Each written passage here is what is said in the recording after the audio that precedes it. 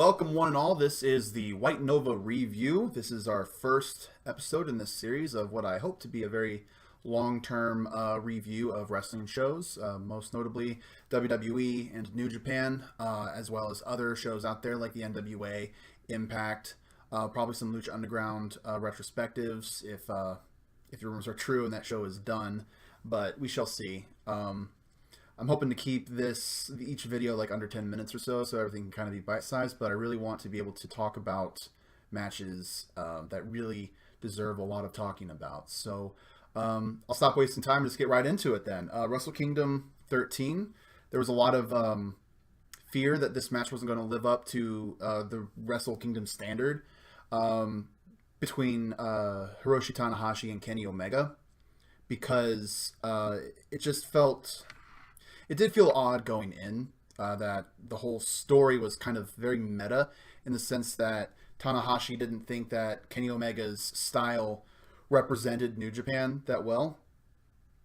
And what they got into was that it just kind of came down to how you're portraying heels and baby faces. That's what it really was at the core, and it was kind of weird. But when the match finally came around, I think they were able to turn some heads and show that this really was about like who's going to lead New Japan into 2019, who's going to be directing the future of this company. And it was something that you really had to sit down and deconstruct. I had to go back and watch it a second time, and I took some notes because the first time watching I wasn't all that impressed with it. That was because it had to follow that excellent Jericho Naito match. But both those matches are fantastic for very different reasons, and I'll get into them as we come up to them. So to start the show, we had on the pre-show a gauntlet match to determine number one contenders for the Never Openweight Six-Man Tag Championships. First out, we had Yuji Nagata, Jeff Cobb, and David Finlay against Bullet Club members Hangman Page, Marty Scurll, and Yujiro Takahashi. This is kind of started out as a regular six-man tag match. A lot of focus on Marty getting a lot of his stuff in. During the match, Chase Owens, another member of the Bullet Club, came out to the commentary, said that he was there to support his friends. Chase had been teaming with Yujiro Takahashi for a while now, so it's kind of like he was there to support Yujiro, whereas Marty and Paige have been part of the elite subculture of the Bullet Club. So you expect to see a little bit of friction there. Yujiro and Chase Owens have kind of been left out in the nether realm, so to speak, during this whole Elite versus the BCOGs drama. So there was a lot of speculation on what's going to happen with them. Well, Chase Owens got involved in the match and tried to revert to some old Bullet Club interference. He grabbed, I believe it was David Finlay, and was claiming for Paige to come on and kick him. Paige went for the kick, but he accidentally kicked Owens instead. Yujiro had some problems with that, came up to talk to Paige and say, like, hey, what's going on? Why'd you do this to my friend? And David Finlay rolls him up for the quick victory and eliminates the Bullet Club. So none of the Bullet Club members are particularly happy about the outcome. Chase Owens storms past commentary and says some really mean things about the Elite. So to jump forward, since I'm recording this about 4 days removed from the event, it has been since confirmed Yujiro Takahashi and Chase Owens are rejoining the Bullet Club with the Tongans. They've been accepted back into it, and this is kind of like the first hint that they're breaking away from the Elite. They're staying in New Japan. They're staying in the Bullet Club. They're not being outed in any sense. They are back. They are Bullet Club. Everyone's a good brother again.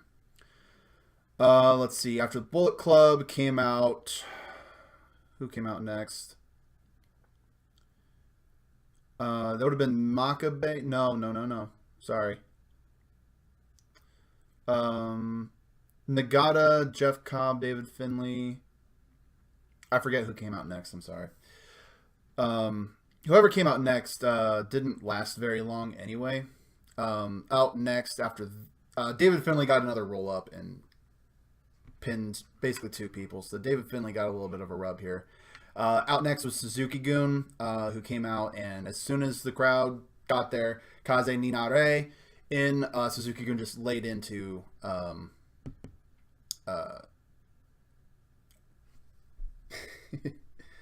laid into oh crap. Hang on, let me go look at my notes. Nagata, Cobb, and Finlay. Okay, they laid into them, got a quick victory. And then the last members in the gauntlet was Togi Makabe, Toru Yano, and Ryusuke Taguchi. Really funny thing is that Toru Yano against Suzuki Gun always manages to find a way to win.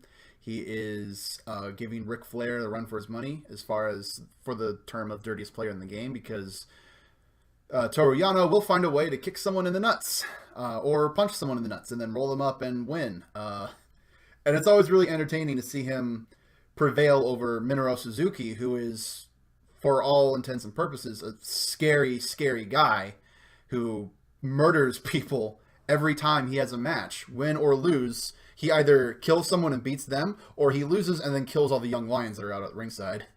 So it's always entertaining to see Yano come out over that, because he's just such a funny guy. He's a really funny dude, and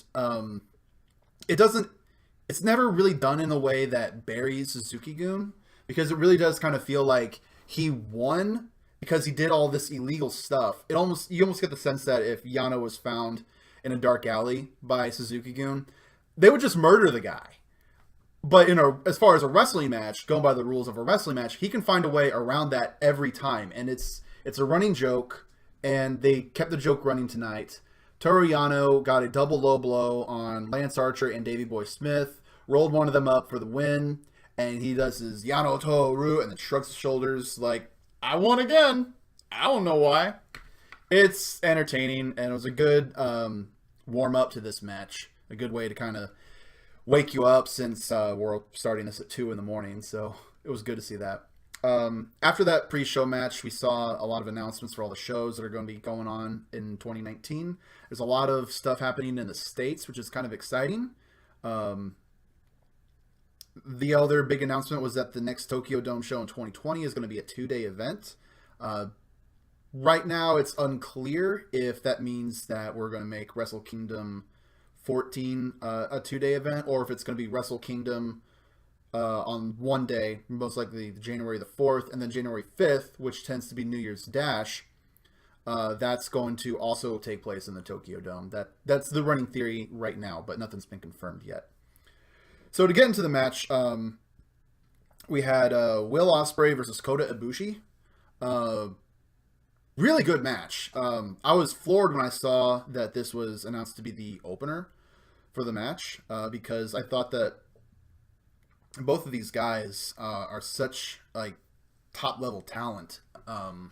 It felt weird that they would be opening the show, and for the never open weight belt, which is very much like on par with the US belt and the IC belt, but I guess they wanted to keep breaking things up between the various tag matches that we had on the show. So I guess I can kind of understand that. It's just kind of unfortunate, because this match was really good and kind of tired the audience out really quick. One of the cool things I've always loved about New Japan shows is they structure the matches in terms of how exciting it'll be. So every match kind of builds off of the other match, so you kind of elevate the excitement that's coming. So you never really wear yourself out and then get bored by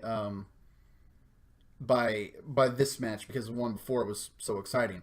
Sadly, that's kind of what happened here, because Osprey and Ibushi really knocked it out of the park. I was concerned going in, again, because this is for the never open weight, which is colloquially known as the strong style belt. Osprey and Ibushi are more known for their flips and stuff, so you'd think that they would be going after the junior heavyweight belt, but they were able to tell the story that we're moving Osprey up into the heavyweight division. Osprey's health has also been an issue in recent months, I'd say. That his high octane, lots of flips, is very dangerous for him. And like we saw in Soccer Genesis last April, he did the Spanish Fly on the apron and busted his head open, nearly killed himself. So it's good that he's probably going to transition away from that as he gets older and is starting to transition to the losing side of 20. Kota Ibushi, early to mid 30s, still does all this insane stuff. I don't understand why, but Kota Ibushi is just another entity altogether. So the story here was that Osprey idolized Ibushi, and this is a bit of a dream match for him. And throughout the match, Osprey would not do too much flippy stuff. Ibushi seemed to be doing the most of that. And there was one spot where Ibushi tries to do like his single man cross slash, where he runs across the ring, leaps over the top rope, and does a standing moonsault off of the ring post. When he does that, Osprey's on the outside. Osprey gets back up and kicks him midair. Absolutely huge shock. This is a crazy spot. They did it perfectly, though, and Ibushi did not land on his head, thankfully, as he normally does. But it just kind of set the tone that Osprey seems to be above all the flips and excitement stuff now. And Osprey was working very strong style, lots of slaps, lots of hard elbows. He still did a few flippy stuff that he's known for, like he did a standing Spanish fly, but it came off of a chain sequence between him and Ibushi, just kind of slapping each other. And there was one spot in particular where Osprey is sitting down. He's got Ibushi tied to the Tree of Woe, upside down in the corner, and they start slapping at each other. Ibushi starts getting the upper hand. It's like slap, slap, slap, slap, slap, slap, slap, just nonstop. And Osprey's like, oh, gee, I can't handle this, and starts stomping on Kotabushi's head in the corner. This breaks his nose, and he's all bloodied up from here on. This is also when Osprey debuts his new finishing move, which he recently announced on Twitter. It's going to be called the Hidden Blade. It's basically just a running back elbow into the back of the head, a la Shinsuke Nakamura, with his Banoye or Kinshasa finishing move. Yeah, so Will Ospreay wins against Kota Ibushi, debuting a new finisher and then also hitting his Stormbreaker finisher as well. Two new finishing moves that he's debuted in 2 years now. So the Os Cutter seems to be kind of fallen by the wayside. Every time he went for it, Kota Ibushi would catch him and it would be blocked. So we may not be seeing much more of the Os Cutter going forward, which I'm okay with. I always thought it looked kind of stupid, but there we go. I think we've got two pretty good and solid finishers. Osprey's pretty much heavyweight at this point, and we're going to see a lot more of him in 2019, I'm sure. Hopefully working hilariously a safer style with this strong style stuff.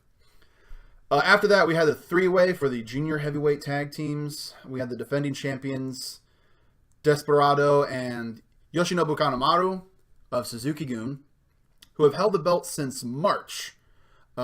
It's been amazing how long they've had that, because I've just forgotten sometimes that they have the belts. It's been so long. It's, yeah, I was ready and eager for them to drop the belts. They're defending against Roppongi 3K, Shonyo, who won the junior heavyweight tag tournament to win number one contendership. But I believe they also tied with Los Ingobernables de Japón. So LIJ got in this as well. Bushi and newcomer Shingo Takagi, replacement for Hiromu Takahashi, who is still out with a neck injury. Shingo Takagi came over from Dragon's Gate back in October. He joined the junior heavyweight tag match and immediately started tagging with Bushi.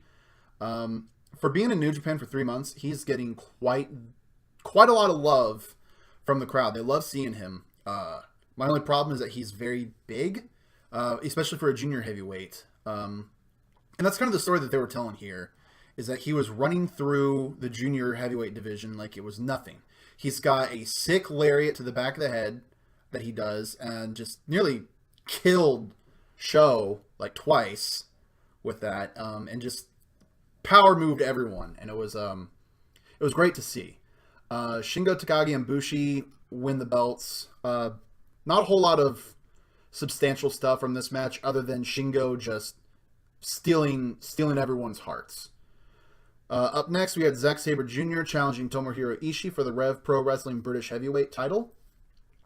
This was cool because Ishii and Suzuki have pretty much been fighting over that Rev Pro Heavyweight belt all of 2018.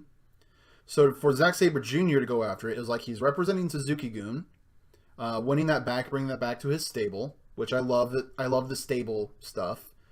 But Zack Sabre Jr. is also an English wrestler. It would be cool for the UK to have their UK champion representing themselves. So it's good to see Zack Sabre Jr. Challenging for the belt.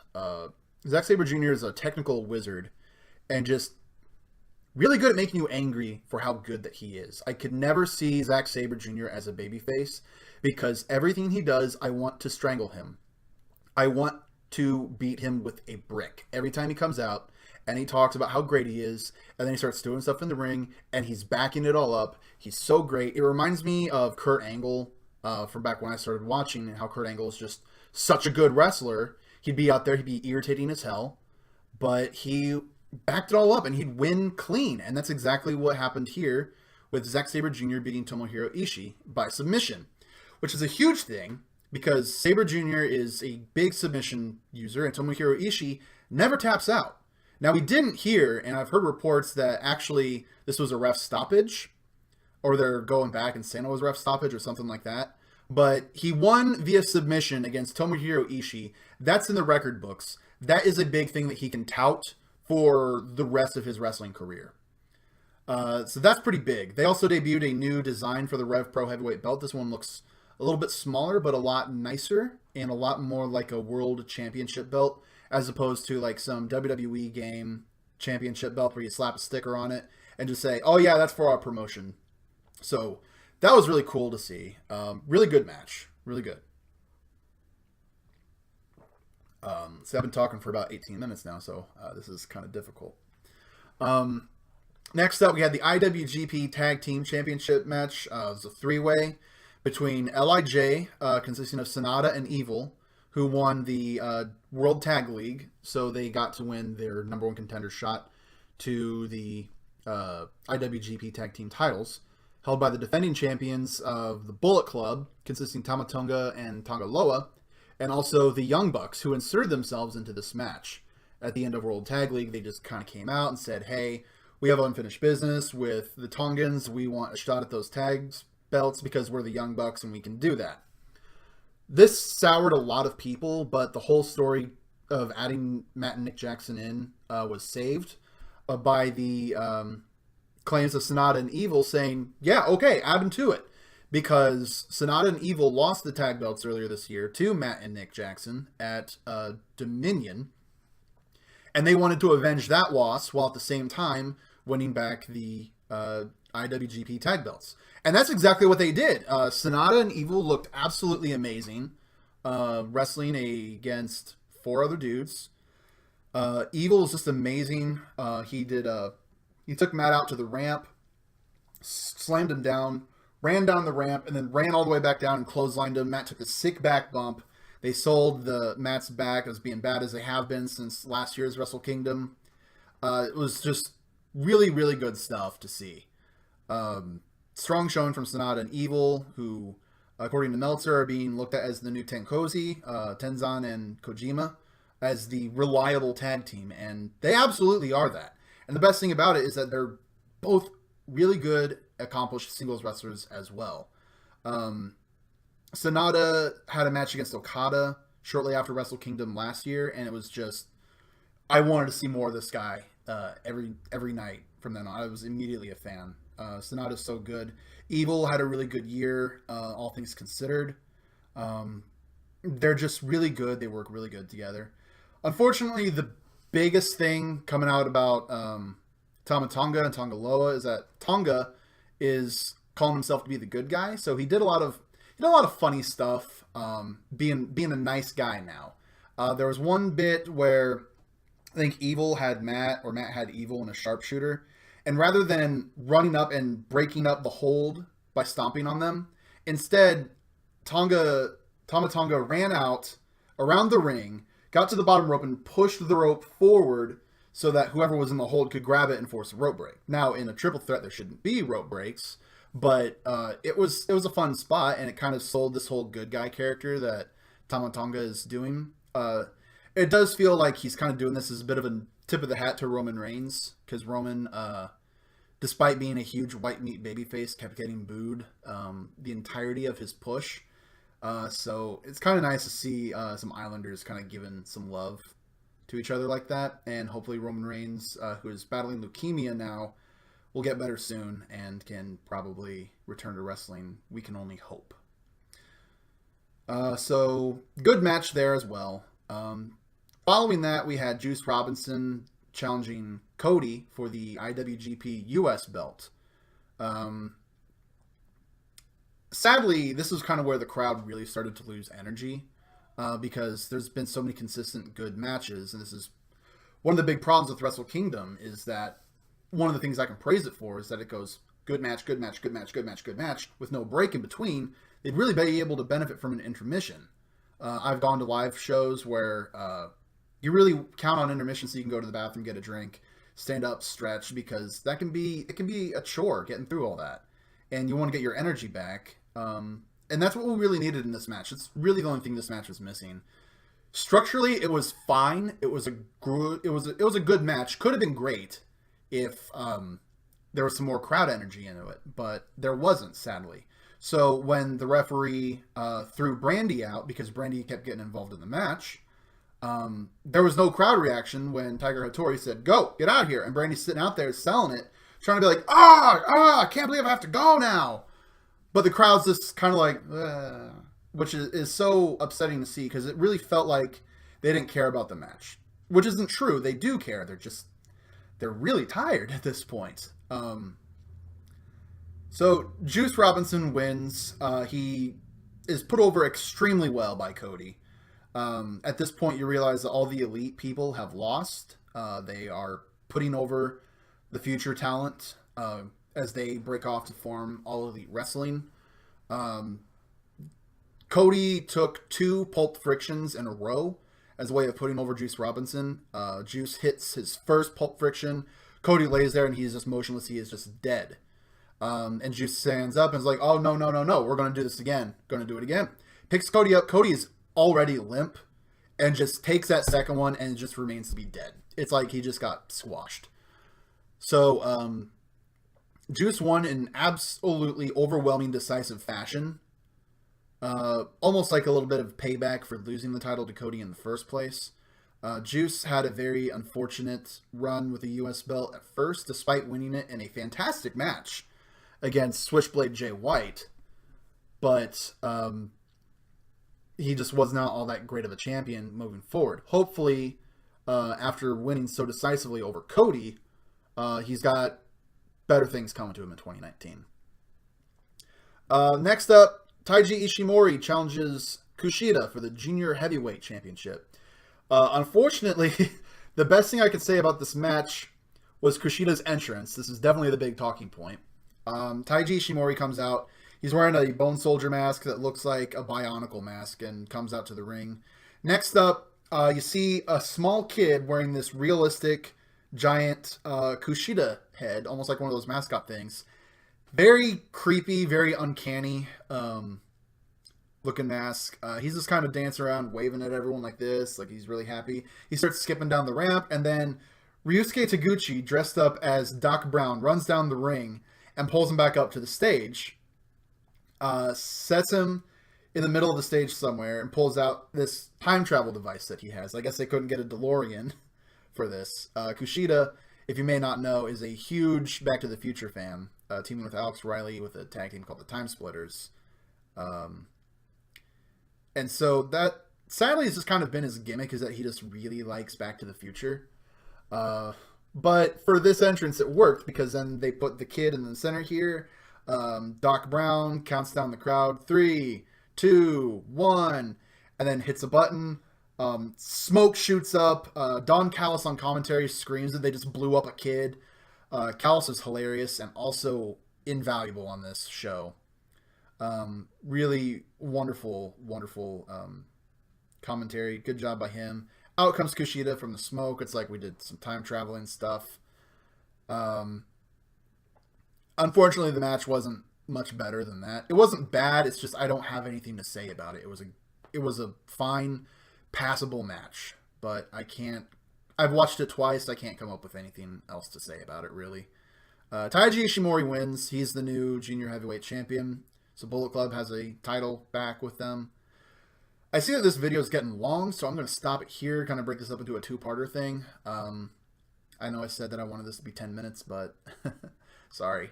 So we still have 3 matches left, so just fine, because I could probably talk for about 30 minutes between those 3 matches as well. So I'm going to stop this here, and hopefully I will see you in the next video. Thank you.